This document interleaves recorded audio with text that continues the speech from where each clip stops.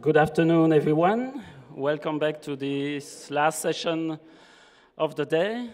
I will start with a small and short presentation, but the idea is no longer to have PowerPoint presentations. We've had quite a lot of them already, very interesting and stimulating. But the idea is really now to take stock of the European Year of Cultural Heritage and this specific initiative we have implemented on the adaptive reuse of built heritage. So I will start with a quick reminder, and then we will speak with the various speakers. I will present to you in a minute. I'm trying to make it work. Okay. Yeah, thank you, bye, thank you.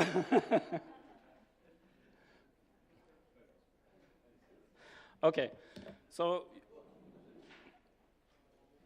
it's very sensitive. Yeah. Okay.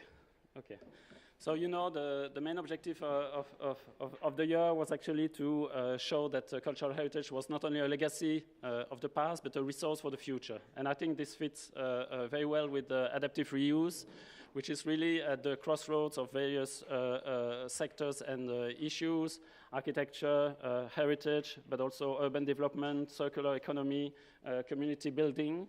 So that's why we decided to dedicate it one of the 10 thematic initiatives of the year to this theme. So what have we done during this year? The idea was mainly to bring stakeholders together and to exchange experience and good practice. So we started with a brainstorming in Leeuwarden, which Koen van Balen kindly hosted, and had a number of workshops to exchange good practice, try to identify quality principles, and discuss various challenges. If you take the European Week of Regions and Cities, for instance, the focus there was on quality. How do you ensure the quality of heritage interventions?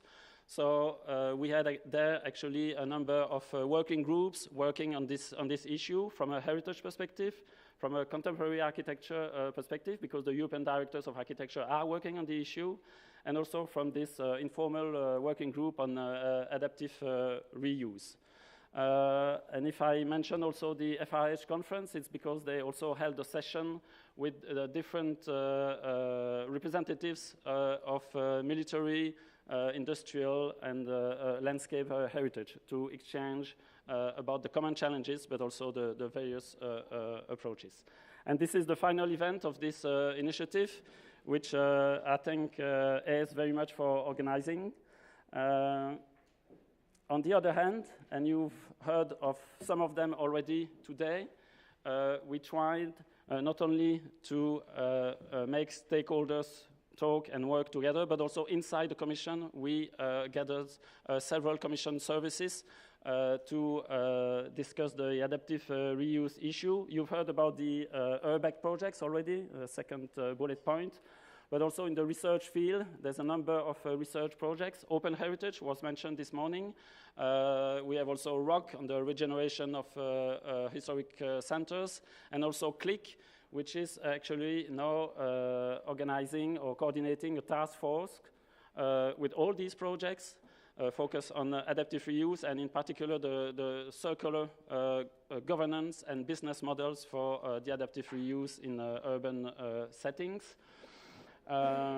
So there again, there will be a sort of coordination and exchange of information among all these projects with various Commission services, also UN Habitat, and maybe other stakeholders. So most of these projects have only started, so there will be food for thought in the future, and a number of deliverables. And you've heard also about the EU Urban Agenda, so it means the issue of adaptive reuse will remain on our agenda.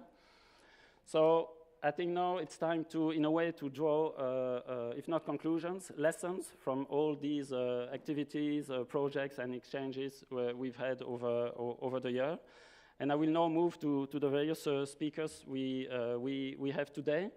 First of all, actually, to ask them what they've learned in the process, because the idea was to put architects and heritage experts together, heritage experts from different types of heritage. And so it would be interesting to see to which extent this year and initiative has been useful and instrumental in actually exploring further the issue and identifying the challenges.